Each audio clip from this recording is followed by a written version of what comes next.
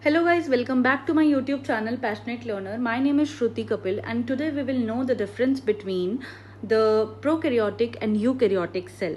Okay, cell are basically of two types and on what basis हमने इसको divide किया है depending upon the structure के basis पे अगर हम इसको डिवाइड करें तो ये हमारे पास आता है दो टाइप्स का, that is prokaryotic and eukaryotic cell.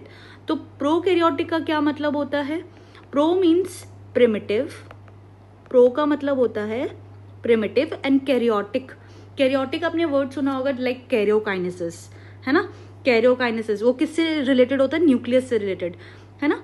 तो न्यूक्लियस की डिविजन होती है जनरली कैरियोकाइनेसिस में. लेकिन कैरियोटिक, यहाँ पर कैरियोटिक का क्या मतलब है? न्यूक्लियस. क्या मतलब है? न्यूक्लियस. तो प्रो कैरियोटिक का मतलब आपको समझ में आया? Pro means primitive, karyotic means nucleus. And eukaryotic, eu का मतलब होता है true and karyotic again means nucleus. ठीक है, तो प्रो कैरियोटिक और यू कैरियोटिक का मतलब आपको समझ आ गया. Let's see diagram. ठीक है, this is a typical diagram of a prokaryotic cell.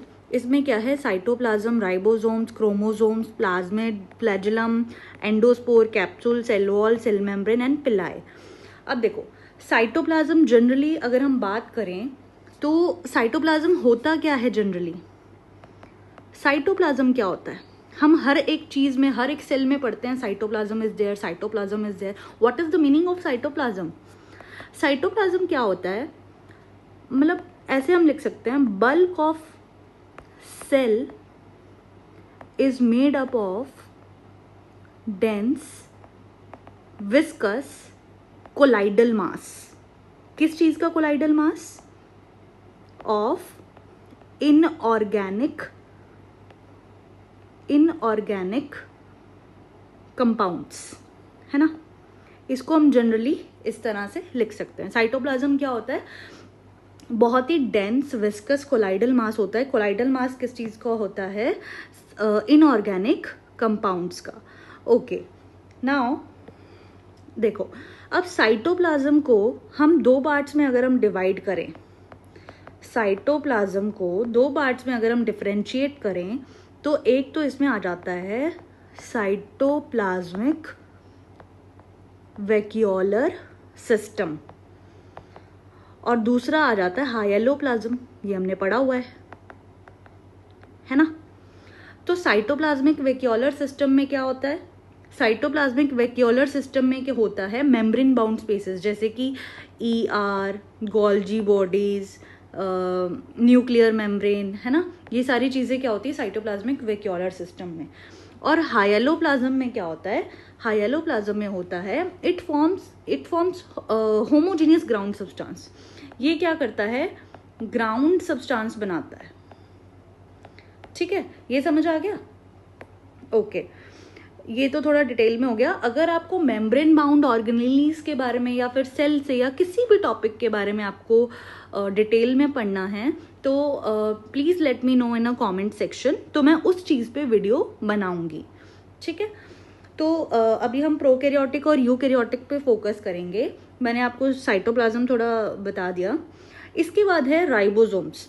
Ribosomes क्या होते हैं? जनरली हम सबको पता है राइबोसोम्स क्या है? ग्रैन्युलर स्ट्रक्चर है ना. छोटे छोटे ग्रेन्यूल्स होते हैं, है ना. और उसमें वो क्या होता है? Without membrane. ये याद रखना है कि साइटोप्लाज्म नहीं, राइबोसोम्स क्या है? Without membrane. स्मॉल ग्रेन्यूल्स होते हैं विदाउट मेम्ब्रेन. ये चीज आपको याद रखनी है. और इसका एक मेजर क्या है राइबोसोम्स का? ये क्या करते हैं? प्रोटीन सिंथेसिस करते हैं. क्या करते हैं? Protein synthesis. इसीलिए इनको क्या बोला जाता है? Protein factory of the cell. क्या बोलते हैं राइबोसोम्स को? Protein factory of the cell, ribosomes को कहते हैं. ठीक है, इसके बाद अगर हम बात करें, ठीक है, ये हो गया. इसके बाद अगर हम बात करें सेंट्रोजोम की, तो सेंट्रोजोम क्या है? या ठीक है, सेंट्रोजोम की बात करते हैं. सेंट्रोजोम क्या है? That is only present in a centrosome. क्या इसमें आपको सेंट्रोसोम दिखाई दे रहा है? नहीं दे रहा है। क्यों? क्योंकि that is only present in the animal cell. ठीक है, centrosome is only present in animal cell. अगर वो प्लांट सेल में प्रेजेंट है सेंट्रोसोम तो वो एक्सेप्शन होगा। ठीक है, एक्सेप्शन ही होगा। और अगर हम इसकी सेल मेम्ब्रेन की अगर हम बात करते हैं तो प्रोकैरियोटिक की जो सेल मेम्ब्रेन है उसमें क्या होता है? रेस्पिरेटरी एंजाइम्स होते हैं। क्या होते हैं? Respiratory enzymes. लेकिन यूकैरियोटिक में क्या होता है? यूकैरियोटिक में रेस्पिरेटरी एंजाइम्स नहीं होते हैं। यूकैरियोटिक में रेस्पिरेटरी एंजाइम्स नहीं होते हैं। जो प्रोकैरियोटिक की सेल वॉल की अगर हम बात करें तो सेल वॉल जो है प्रोकैरियोटिक की, it is made up of carbohydrates, proteins, lipids, है ना? किससे बना होता है? Carbohydrates, protein, lipids. लेकिन जो यूकैरियोटिक की सेल वॉल है, यूकैरियोटिक की सेल वॉल कहाँ है इसमें? सेल मेम्ब्रेन, हाँ, यूकैरियोटिक में अगर हम बात करें सेल वॉल की तो वो सिर्फ प्लांट सेल में देखने को मिलेगी, एनिमल सेल में नहीं मिलेगी। ठीक है, एनिमल सेल में सेल वॉल प्रेजेंट नहीं होती है, प्लांट सेल में प्रेजेंट होती है। ठीक है, और वो किस चीज से बनी होती है? सेलुलोज से मिलके बनी होती है। Okay, next is membrane bound organelles की अगर हम बात करें तो membrane bound organelles prokaryotic cell में क्या होता है? मेम्ब्रेन बाउंड ऑर्गेनेली जैसे कि endoplasmic reticulum, mitochondria, lysosome. Lysosome क्या है? जनरली लाइजोसोम को क्या बोलते हैं? एक माइक्रो बॉडी बोलते हैं। क्या बोलते हैं? माइक्रो बॉडी होती है। अदर माइक्रो बॉडीज अगर हम बात करें, other types of micro bodies, तो वो क्या है? जैसे कि पेरोक्सिसोम आपने सुना होगा, ग्लाइऑक्सीसोम सुना होगा, स्पेरोसोम सुना होगा, वो होते हैं माइक्रो बॉडीज। ठीक है, अच्छा, हम मेम्ब्रेन बाउंड ऑर्गेनेली की बात करें अगर, तो उसमें क्या होता है? Endoplasmic reticulum, mitochondria, lysozyme, Golgi complex, micro bodies, वो मैंने आपको बता दिया, और माइक्रोफिलामेंट्स एब्सेंट होते हैं। ठीक है, ये क्या होते हैं? एब्सेंट होते हैं। जितनी भी मेम्ब्रेन बाउंड ऑर्गेनेलीज हैं वो प्रोकैरियोटिक सेल में नहीं होंगी। क्या नहीं होंगी? Membrane bound organelle. Membrane bound organelles are absent. आपको दिख रहा है यहाँ पे कोई भी, अगर आपको दिख रहा है यहाँ पे कोई भी एंडोप्लाज्मिक रेटिकुलम हो, माइटोकॉन्ड्रिया हो, लाइजोसोम हो, कोई भी माइक्रोबॉडी हो? नहीं ना। क्यों? क्योंकि प्रोकैरियोटिक सेल में जो ये मेम्ब्रेन बाउंड ऑर्गेनेलीज है वो एब्सेंट होते हैं। लेकिन यूकैरियोटिक सेल में सारी की सारी मेम्ब्रेन बाउंड ऑर्गेनेलीज प्रेजेंट होती है। जैसे कि ये देखो, ये माइक्रोबॉडी प्रेजेंट है, माइटोकॉन्ड्रिया प्रेजेंट है, गोल्जी अपरेटस प्रेजेंट है ना, राइबोसोम्स प्रेजेंट है, लाइसोजाइम प्रेजेंट है। ठीक है, तो ये सारी क्या है? प्रेजेंट होती हैं यूकैरियोटिक सेल में। आपको समझ में आ रहा है? अगर आपको कोई भी डाउट हो आप पूछ सकते हो। प्रोकैरियोटिक सेल में अगर हम राइबोसोम्स की बात करें तो इसमें क्या होता है? फ्री अकरिंग राइबोसोम्स होते हैं। हाँ, प्रोकैरियोटिक में फ्री अकरिंग राइबोसोम्स होंगे। ठीक है, whereas in eukaryotic cell ribosomes जो हैं वो फ्री अकरिंग भी हो सकते हैं। ठीक है, राइबोसोम्स जो हैं, ये देखो यहाँ पर आपको देखने को मिल रहा है फ्री अकरिंग राइबोसोम्स। लेकिन राइबोसोम्स SER में, स्मूथ एंडोप्लाज्मिक रेटिकुलम में आपको अटैच भी, सॉरी स्मूथ में तो नहीं होते, रफ एंडोप्लाज्मिक रेटिकुलम में आपको अटैच मिल रहे हैं राइबोसोम्स। तो इसका मतलब है कि यूकैरियोटिक सेल में राइबोसोम्स फ्रीली अकरिंग भी होते हैं और attached on the surface of endoplasmic reticulum. ठीक है, ये पता चल गया। नेक्स्ट इज न्यूक्लियस की अगर हम बात करें तो प्रोकैरियोटिक सेल में no true nucleus is present. कोई ट्रू न्यूक्लियस नहीं होता। No true nucleus is present. Prokaryotic cell में कोई भी ट्रू न्यूक्लियस प्रेजेंट नहीं होता, बल्कि इंस्टेड ऑफ दैट न्यूक्लियस इसमें क्या होता है प्रेजेंट? न्यूक्लियोइड। क्या होता है प्रेजेंट? न्यूक्लियोइड। अब न्यूक्लियोइड क्या होता है? अगर कोई पूछे तो न्यूक्लियोइड क्या होता है? जैसे कि बैक्टीरिया, प्रोकैरियोट्स एग्जाम्पल ले ले अगर हम बैक्टीरिया की, तो there is always present a single chromosome, ठीक है, सिंगल क्रोमोसोम प्रेजेंट होगा and it is irregularly folded into a compact mass that is called as nucleoid. समझ में आया क्या होता है न्यूक्लियोइड? ठीक है, तो ये आपको पता चल गया। इसके बाद बैक्टीरियल क्रोमोसोम को हम एक और चीज हम पढ़ेंगे, प्रोक्रोमोसोम। अब ये प्रोक्रोमोसोम क्या होता है? बैक्टीरियल क्रोमोसोम को ही हम प्रोक्रोमोसोम कहते हैं, ये आपको पता होना चाहिए। बैक्टीरियल क्रोमोसोम को ही हम प्रोक्रोमोसोम कहते हैं क्योंकि वो बहुत ही सिंपल होता है, ठीक है। और ये क्या है, जस्ट आपने समझना है कि कोई डीएनए मटेरियल है, वो मतलब ऐसे समझ लो इसमें डीएनए मटेरियल नेकेड है, ठीक है। जो डीएनए मटेरियल है वो नेकेड है, मतलब नेकेड का मतलब है कि मतलब उसमें कोई भी प्रोटीन कवरिंग नहीं है। आप इसमें ऐसे करो, एक तो ये आपको समझ में आ गया। नेक्स्ट एक बात लिखो आप कि इसमें जो इसका DNA material is naked, DNA prokaryotes में डीएनए मटेरियल इज नेकेड, मतलब उसमें कोई भी प्रोटीन कवरिंग प्रेजेंट नहीं होती। और उसमें कैसा डीएनए होता है? Circular DNA. कैसा डीएनए होता है? Circular DNA. अब हमें इसकी बात पता चली, हमने क्रोमोसोम के बारे में क्या पढ़ा बैक्टीरियल के। पहली बात तो ये कि प्रोक्रोमोसोम को, जो बैक्टीरियल क्रोमोसोम है उसको प्रोक्रोमोसोम कहते हैं।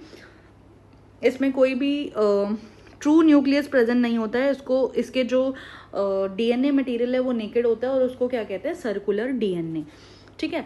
Where as in eukaryotic cell, nucleus की अगर हम बात करें तो इसमें प्रॉपर न्यूक्लियर एनवलप है, क्रोमेटिन है, डीएनए है ना, न्यूक्लियोप्लाज्म, न्यूक्लियोलस, प्रॉपर एक न्यूक्लियस का सब है ना। Nucleus delimited by a double nuclear membrane envelope is present. इसमें क्या है? डबल न्यूक्लियर एनवलप प्रेजेंट है। तो आपको ये समझ में आया? बैक्टीरियल क्रोमोसोम को ही प्रोक्रोमोसोम कहते हैं और जो इसका डीएनए मटेरियल है वो नेकेड होता है, दैट इज सर्कुलर डीएनए। लेकिन यूकैरियोटिक सेल में दैट इज लीनियर डीएनए, वो हम आगे पढ़ेंगे, ठीक है। इसके बाद अगर हम इसके जीनोम नंबर की बात करें तो न्यूक्लियर सेल न्यूक्लियर सेल नहीं, प्रोकैरियोटिक सेल जो है उसमें जो जीनोम नंबर है ना, जीनोम नंबर है वो ऑलवेज हैप्लॉइड होता है। अगर वो हैप्लॉइड है तो उसमें कोई मियोटिक डिवीजन भी नहीं होगी, है ना, हम कह सकते हैं। अगर वो हैप्लॉइड है, being haploid, no meiotic division takes place, कोई मियोटिक डिवीजन नहीं होगी, है ना। हैप्लॉइड का क्या मतलब होता है? Single set of genes is present, single set of genes is present, that means haploid, ठीक है। और यूकैरियोटिक सेल की अगर हम बात करें तो ये क्या है? इसमें डिप्लॉइड, मतलब कि double, 2 set of genes, but haploid cell also occur in eukaryotic cell, ठीक है। ओके, नाउ अगर हम माइटोटिक अपरेटस की बात करें तो during cell division prokaryotic cell में कोई भी no mitotic apparatus is formed. No mitotic apparatus is formed. और अगर हम यूकैरियोटिक सेल की बात करें तो इसमें तो माइटोटिक अपरेटस बनता है, ये तो हमें पता है ना। मियोसिस मैंने आपको अभी बताया कि इसमें तो मियोटिक डिवीजन नहीं होगी क्योंकि ये है ही हैप्लॉइड, और ये डिप्लॉइड है तो इसमें मियोसिस भी होगी, ठीक है। ओके, ये क्लियर हो गया। हैप्लॉइड डिप्लॉइड का पता चल गया। हैप्लॉइड का मतलब होता है सिंगल सेट ऑफ जीन्स और डिप्लॉइड का मतलब होता है 2 set of genes. Okay, now अगर हम सीलिया और फ्लैजिला की बात करें, सीलिया और फ्लैजिला की अगर हम बात करें तो प्रोकैरियोटिक में ये जो फ्लैजिलम है या सीलिया अगर प्रेजेंट होगा तो सीलिया की अगर हम बात करें तो वो क्या होगा? Single stranded. क्या होगा? Single stranded. लेकिन जो अगर हम यूकैरियोटिक सेल की बात करें तो इसमें 9+2 अरेंजमेंट हमने पढ़ा हुआ है ना, 9+2 स्ट्रैंडर्ड फॉर्म में होता है। तो ये आपको समझ आ गया। अब एक बार कोई एग्जाम्पल बताओ अगर प्रोकैरियोटिक सेल का। हमें पता है पीपीएलओ या फिर साइनोबैक्टीरिया, जिसको और क्या बोलते हैं, ब्लू ग्रीन एल्गी, क्या बोलते हैं, ब्लू ग्रीन एल्गी। और यूकैरियोटिक सेल का अगर हम एग्जाम्पल कोई अगर बताना चाहे तो ओके, यूकैरियोटिक सेल जो है that is found in all the organism other than PPLO bacteria and blue green algae. ठीक है, तो ये आपको क्लियर हो गया। अब एक बार हम जो मैंने डिफरेंसेस बनाए हैं उसकी साइड भी देख लेते हैं। ठीक है, एक एक करके एक बार हम इसे भी देखेंगे। ओके, प्रोकैरियोट्स में फर्स्ट पॉइंट है example bacteria, blue green algae, cyanobacteria, mycoplasma, ये मैंने आपको बता दिया। पीपीएलओ को माइकोप्लाज्मा भी कहते हैं। और यूकैरियोट्स में आ गया एल्गी, प्रोटिस्ट, मेटाजोन्स एंड प्लांट्स। ठीक है, अब प्रोकैरियोट्स का थोड़ा सेल जो है वो स्मॉल इन साइज है, और यूकैरियोट्स में cell size and volume depend on activity perform by it 5 to 100 mu metre. अब प्रोकैरियोट्स में cell wall is made up of, ये मैंने आपको बताया था कि प्रोकैरियोट्स में सेल वॉल जो है वो नॉन सेलुलोजिक मटेरियल से मिलके बनी होती है। और नॉन सेलुलोजिक मटेरियल जनरली क्या कंटेन करता है, muramic acid, amino acid derivative, peptidoglycan, अगर थोड़ा और डिटेल में हम देखें तो। और यूकैरियोट्स में क्या होता है, cellulosic cell wall is present only in plant cell. सिर्फ प्लांट सेल में ही सेल वॉल प्रेजेंट होती है, एनिमल सेल में सेल वॉल प्रेजेंट नहीं होती है। ठीक है, only plant cell is enclosed by a rigid cellulosic cell wall present outside the plasma membrane. Okay, now in prokaryotes mucopolysaccharide capsule is present in many cells. अब mucopolysaccharide capsule बहुत सारे sales में होता है, लेकिन इसमें capsule is absent. Cell membrane की अगर हम बात करें तो it infolds to form mesosome, है ना, and that controls cellular respiration and cell division. ठीक है, मीजोजोम्स में क्या फंक्शन, मतलब सेल मेम्ब्रेन जो है वो इनफोल्ड होके क्या बनाएगी, मीजोजोम्स, स्पेस क्रिएट करेगी। किस चीज़ के लिए, सेलुलर रेस्पिरेशन के लिए और सेल डिविजन के लिए। यूकैरियोट्स में मीजोजोम एब्सेंट होते हैं। ठीक है, प्रोकैरियोट्स में an organised nucleus is absent. मैंने आपको अभी बताया था कि इसमें कौन सा होता है, सर्कुलर डीएनए होता है, और इसके क्रोमोसोम को प्रोक्रोमोसोम, वो सारा बताया था मैंने आपको, है ना। An organised nucleus is absent and here chromatin network is in direct contact with the cytoplasm, और इसी को क्या बोलते हैं, न्यूक्लियोइड और जीनोपोर, जीनोपोर भी बोलते हैं इसे। ठीक है, and in eukaryotes well organised nucleus is present. आपने ये देखा ही था कि well organised nucleus is present. इसमें न्यूक्लियर एनवलप है, क्रोमेटिन, डीएनए, है ना, न्यूक्लियोप्लाज्म, न्यूक्लियोलस। ठीक है, seventh point is mostly prokaryotes have multiple nucleoid. जो प्रोकैरियोट्स हैं उसमें मल्टीपल न्यूक्लियोइड होते हैं, लेकिन जो यूकैरियोट है उसमें मोनोन्यूक्लिएट कंडीशन इज मोर कॉमन, एक सिंगल न्यूक्लियस होता है। और अच्छा, न्यूक्लियस का फंक्शन क्या होता है, nucleus generally control all the structure and function of a cell directly और indirectly, and it also regulates cell cycle and it helps in a transmission of character from parents to offspring. ठीक है, ये 8th point मैंने आपको बताया था कि जो प्रोकैरियोट्स हैं उनका डीएनए है सर्कुलर और naked except in mitochondria and plastid, है ना। ठीक है, और जो यूकैरियोट्स हैं उसका जो डीएनए है वो लीनियर है, that is covered by histone protein, उसमें प्रोटीन की कवरिंग है ना।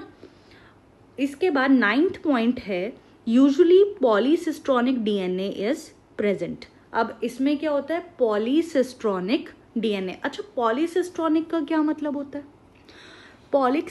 पॉलीसिस्ट्रॉनिक डीएनए होता है जनरली, ये एक जेनेटिक स्ट्रक्चर को रेफर कर रहा है ना, जो कि प्रोकैरियोट्स में ही पाया जाता है, कुछ वायरसेस में भी पाया जाता है।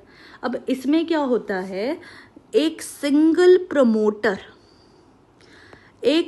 प्रमोटर एंड टर्मिनेटर, एक single promoter and terminator regulate करता है, ध्यान से सुनना, एक सिंगल प्रमोटर और एक टर्मिनेटर रेगुलेट करता है multiple structural genes, multiple structural genes, और जीन्स को क्या बोला गया है, और सिस्ट्रोन। तो आपको समझ गया, मल्टीपल मतलब मैनी, एंड मैनी सिस्ट्रॉन्स को वो रेगुलेट कर रहा है, मतलब पॉलीसिस्ट्रॉनिक। समझ में आया? ठीक है। अगर आपको कुछ समझ में नहीं आता है तो आप कमेंट सेक्शन में पूछ सकते हैं। Okay, in eukaryotic cell monocistronic DNA is more common.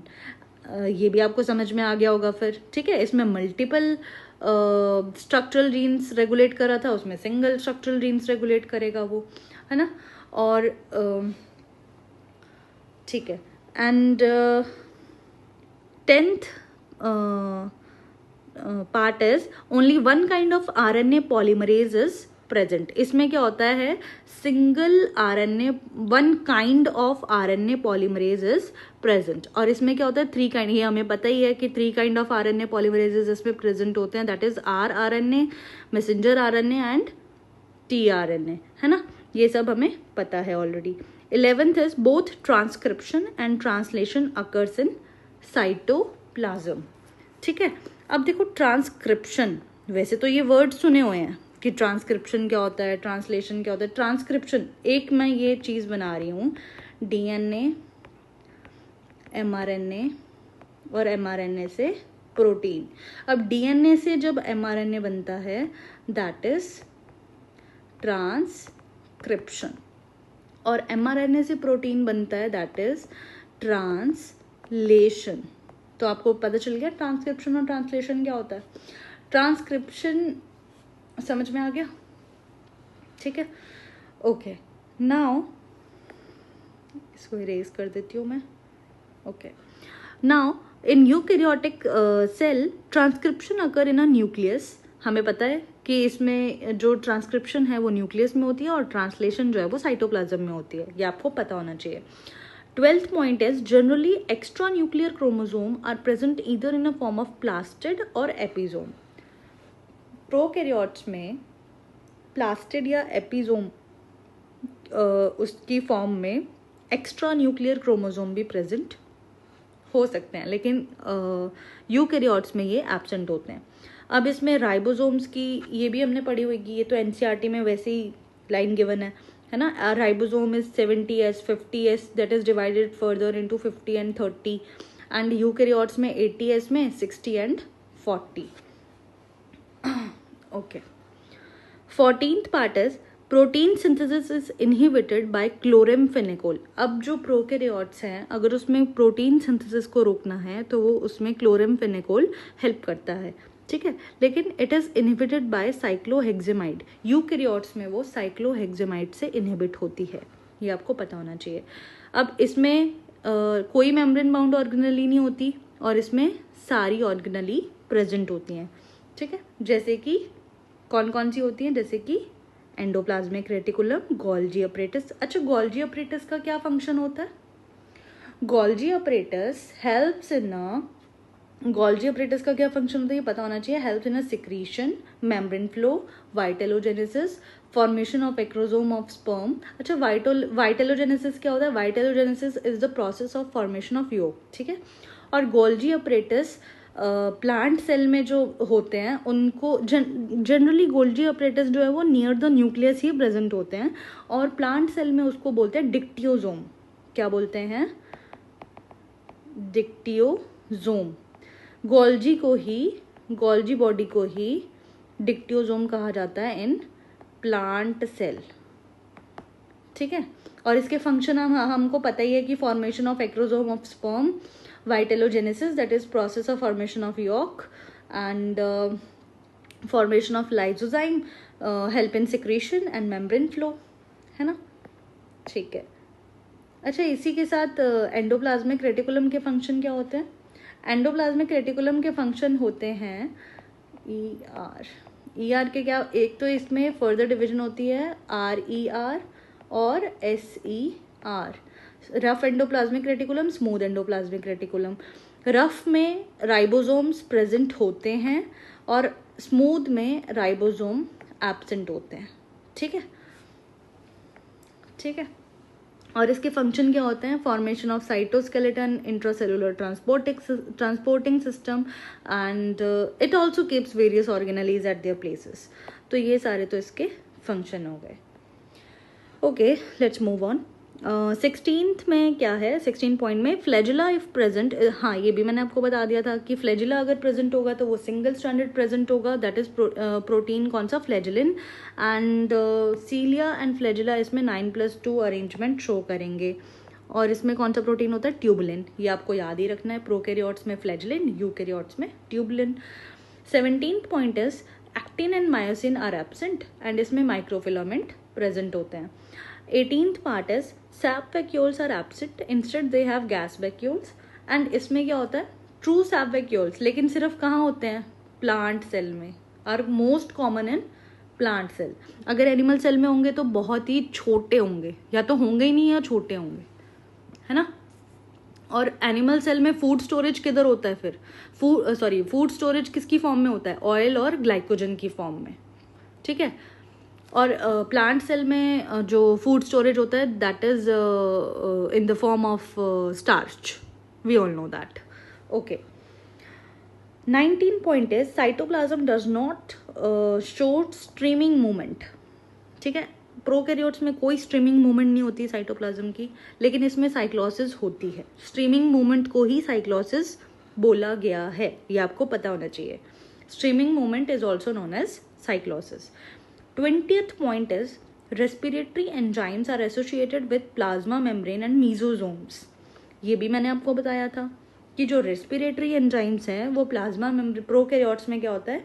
वो मीजोसोम और प्लाज्मा मेम्ब्रेन के साथ एसोसिएट होते हैं, लेकिन इसमें they are present in cytoplasm and mitochondria. And 21 point is cardiolipin lipid is present, इसमें एब्सेंट होता है। Endo and exocytosis are absent और इसमें यूकैरियोटिक सेल में प्रेजेंट होती है। 23rd point is they divided by a mitosis और simple fission. अब मैंने आपको बताया था प्रोकैरियोट्स में हैप्लॉइड सेट होता है, तो हैप्लॉइड मतलब सिंगल सेट ऑफ जीन्स, है ना। तो अगर सिंगल सेट ऑफ जीन्स होगा, हैप्लॉइड होंगे, तो कोई माइटोटिक अपरेटस नहीं फॉर्म होगा। और being haploid no mitotic division, meiotic division take place. ठीक है, तो ये आपको पता होना चाहिए, अभी मैंने पहले भी बताया। एंड यूकैरियोटिक सेल में they divide by mitosis and meiosis. 24th point is centriole इसमें एब्सेंट होता है, और centriole is present in animal cell and absent in plant cell. Centriole कभी भी देखो प्लांट सेल में no centriole vacuoles are found, लेकिन कॉन्ट्रैक्टाइल वैक्यूल्स आर फाउंड। लेकिन जो एनिमल सेल है उसमें कॉन्ट्रैक्टाइल वैक्यूल में भी प्रेजेंट हो सकते हैं एनिमल सेल में, किसके लिए? ऑस्मो रेगुलेशन के लिए। ठीक है, और रही सेंट्रियोल की बात, तो सेंट्रियोल प्रोकैरियोटिक में तो एब्सेंट होते हैं, सेंट्रियोल प्रेजेंट होता है एनिमल सेल में और एब्सेंट होता है प्लांट सेल में। और कोई स्पिंडल फॉर्मेशन नहीं होती ड्यूरिंग डिवीजन, एंड इसमें स्पिंडल फॉर्मेशन अकर ड्यूरिंग डिवीजन, क्योंकि इसमें सेंट्रियोल प्रेजेंट है। ठीक है, समझ आ गया? समझ आ गया? ओके, अगर इसमें फिर भी डाउट होता है तो आप मुझसे पूछ सकते हो। Thank you very much, thank you for watching. और अगर आपको कोई भी टॉपिक का कुछ भी पूछना है तो let me know in a comment section. Thank you very much, thank you for watching.